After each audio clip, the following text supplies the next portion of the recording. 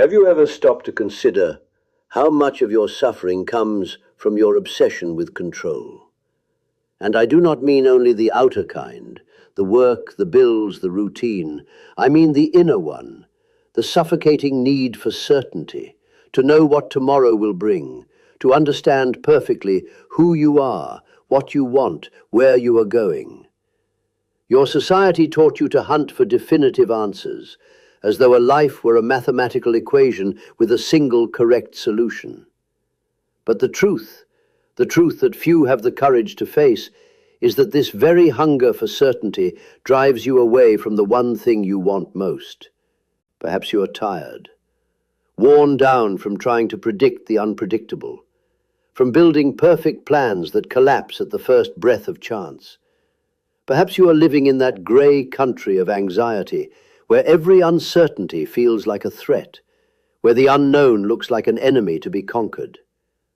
But what if the problem was never the uncertainty? What if the real poison is your refusal to accept it?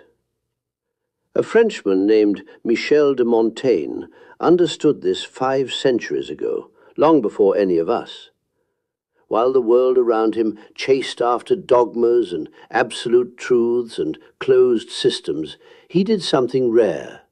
He turned and looked inward. He watched his own mind, his fears, his contradictions, and dared to write all of it down with a brutal honesty. Not as a man who possessed the answers, but as a man who had learned to live more gracefully with the questions.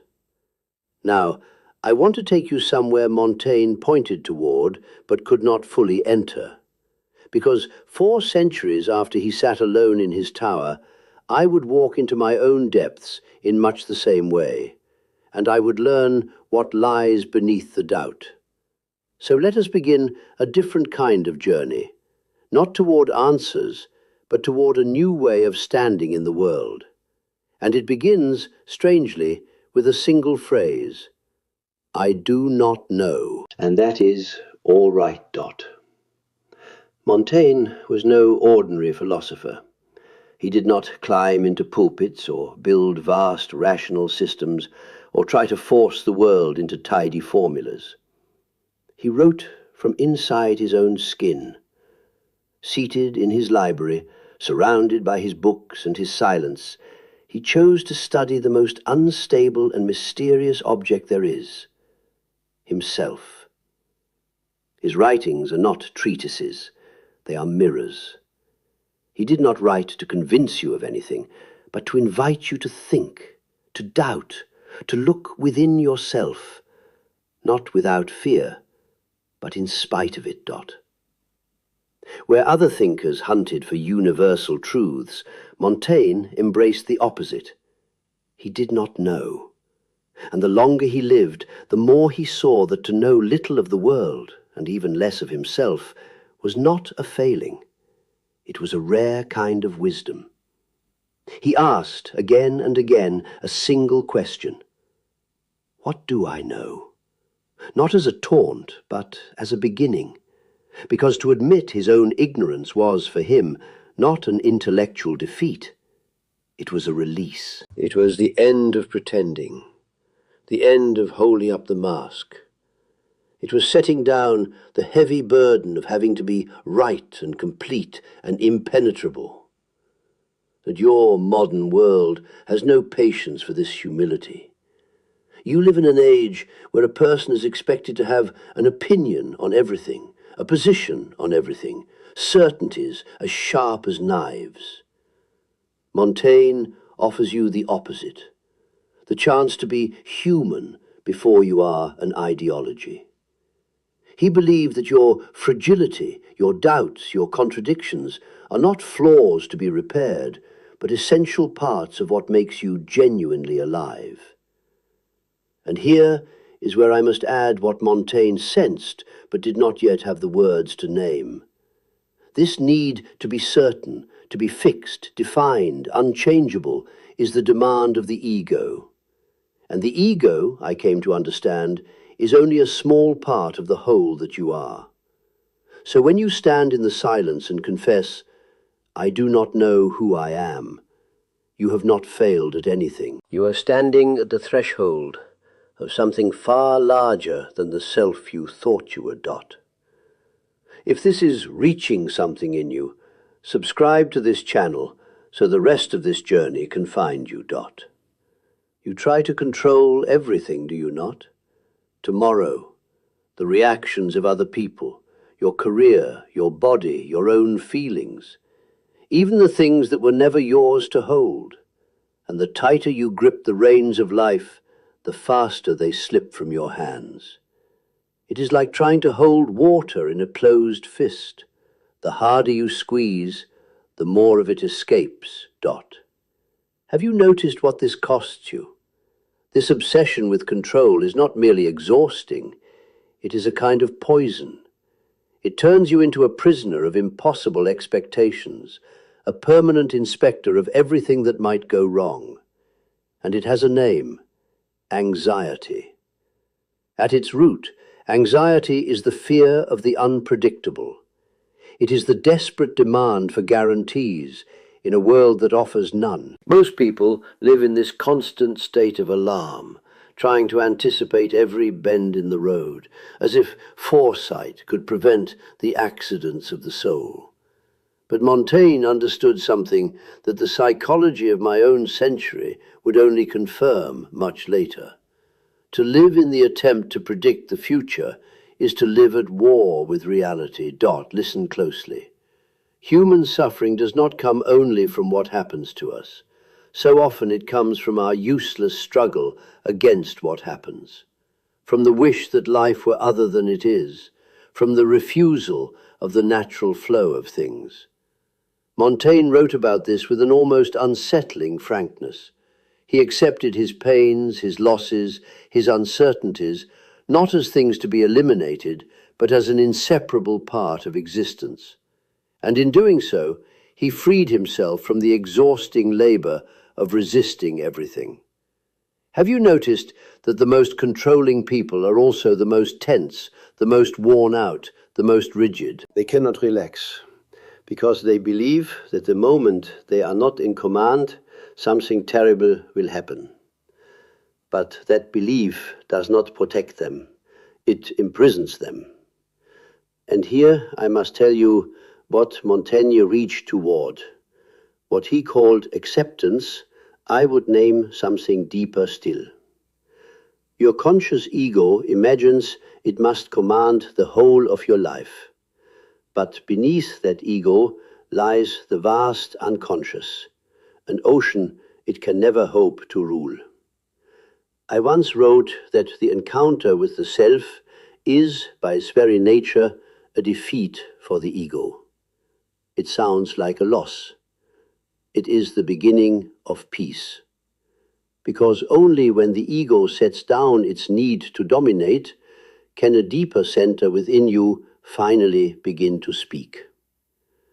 While the world cried out for certainties, Montaigne withdrew into silence to observe what moved inside him. And what he found there was not instant clarity, but a storm. Contradictions, fears, confused desires, impulses he could not explain. All the things most people prefer to hide or look away from, he chose to face directly.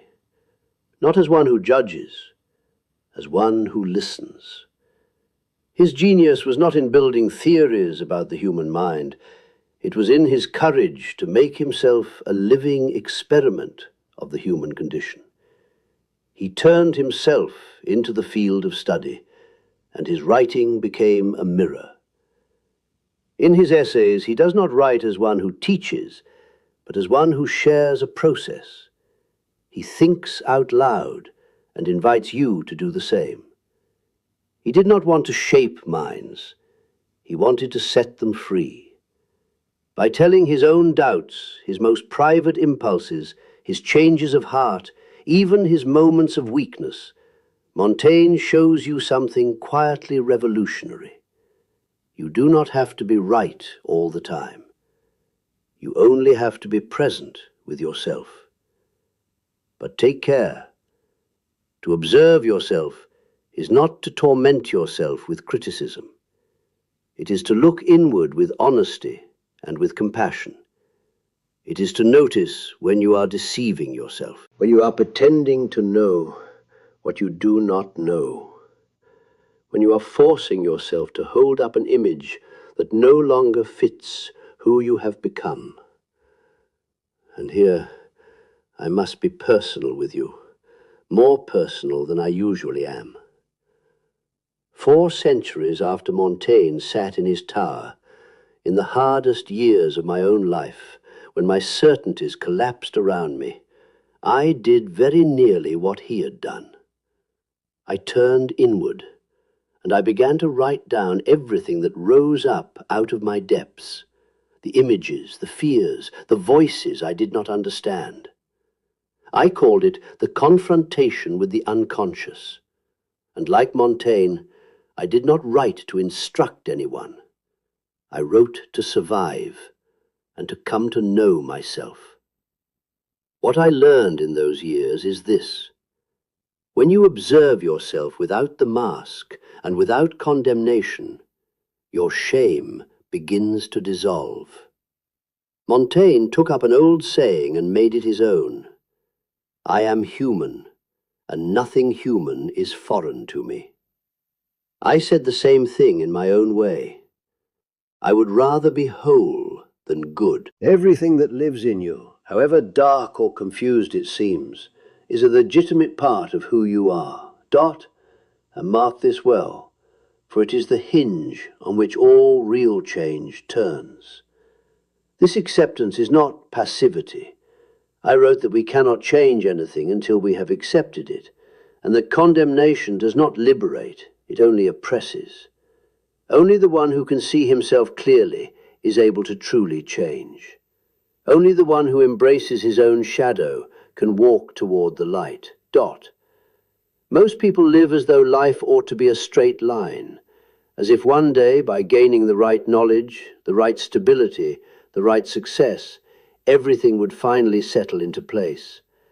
As if there was some destination where the changing stops, where the feelings hold still, where the doubts fall silent, and everything makes sense at last. But this fantasy, sold to you by religions and schools and gurus and even the culture of your work, is exactly what divorces you from reality. And from peace. Montaigne saw this with rare clarity. He knew that everything in a life pulses and flows. Your thoughts change, your body ages, people arrive and people depart. Your desires transform, your certainties dissolve. Nothing is fixed, nothing is guaranteed. And to live as if it were, as if life should be predictable and unchanging and yours to control, is to lay the ground for frustration, for suffering, for collapse. He accepted his own changes as part of his humanity. He held, provocatively, that an unbending constancy is the virtue of mechanical minds, and that the wisest man is the one who knows how to change along with the things that change. Have you noticed how nearly all of your fears are tied to the possibility of change? The fear of losing someone, the fear of losing your work, the fear that things will not stay as they are. Montaigne grasped the surface of this truth. Let me show you its depth. The psyche is not a stone. It is a living, moving thing. And I found across my years of study that everything within it tends in time to turn into its opposite. The rigid attitude breeds the very reversal it dreads. So to cling to a fixed and frozen self is not safety at all. It is a war against your own nature, and your nature always wins in the end. To accept change is not to give up. It is to learn to ride the wave instead of trying to dam the sea. The lightness that so many of you are searching for does not come from a forced stability. It comes from an inner flexibility, from the capacity to let go, to adapt, to be born again. But a philosophy is of no use if it never touches your actual life. Montaigne knew this. His writings are not abstract musings, they are tools for living. He did not write to impress scholars, but to learn how to face death and sadness and insecurity and the aging of the body and the faltering of the mind.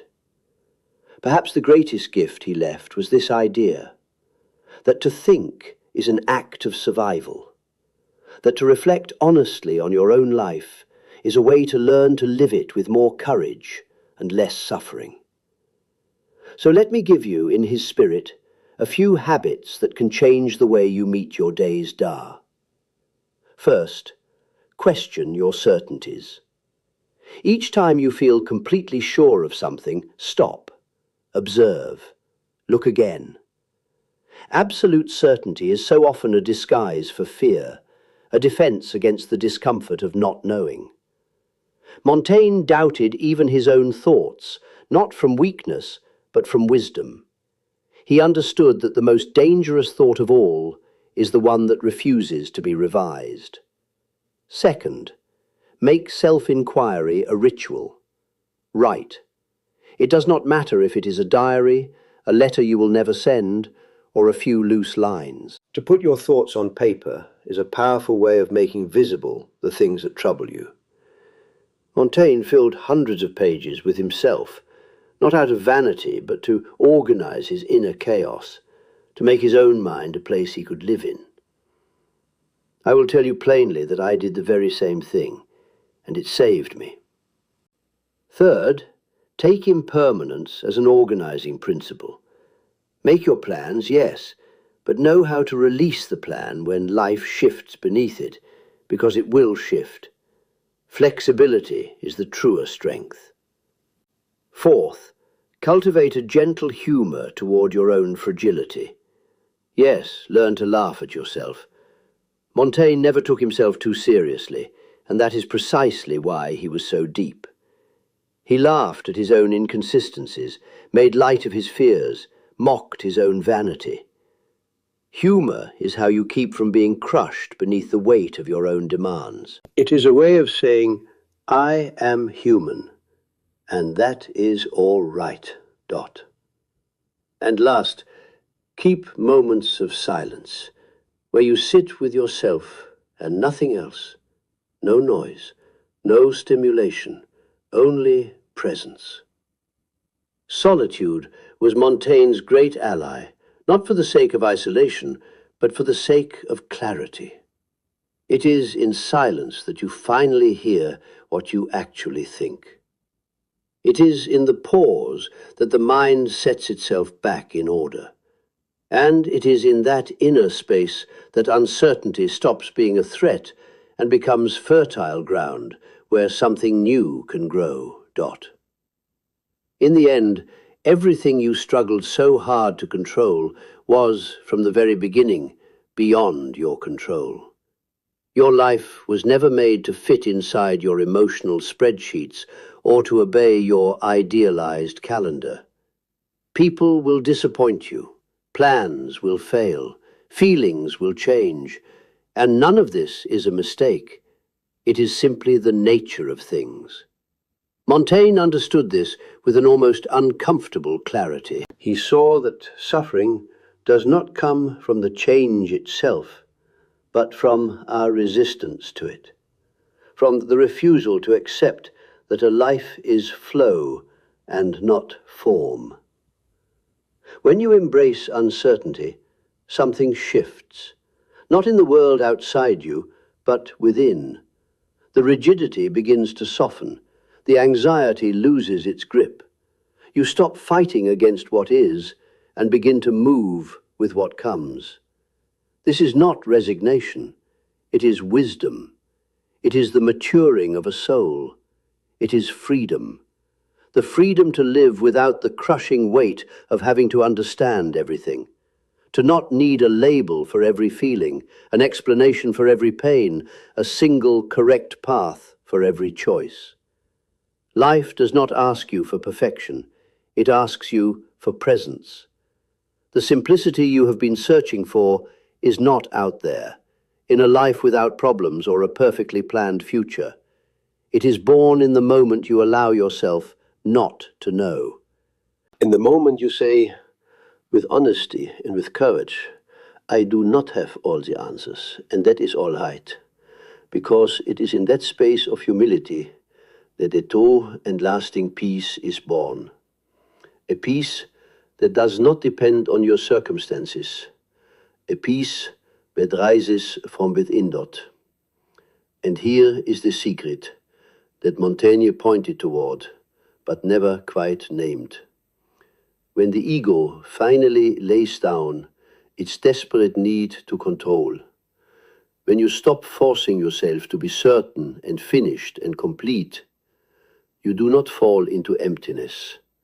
You make room for the deeper self, the quiet center of your whole being, to come forward and to begin gently to guide you. The doubt was never your enemy. It was the doorway all along. So tell me in the comments, what in you still resists the unknown? What rises in you when you look toward the future and see no clear answer waiting there? Say it in your own words, because someone reading will recognize themselves in what you write and feel a little less alone with it. And stay for the next video. This conversation is only beginning, and there is more of this path still to walk. You have already taken the first step. The rest of it is yours.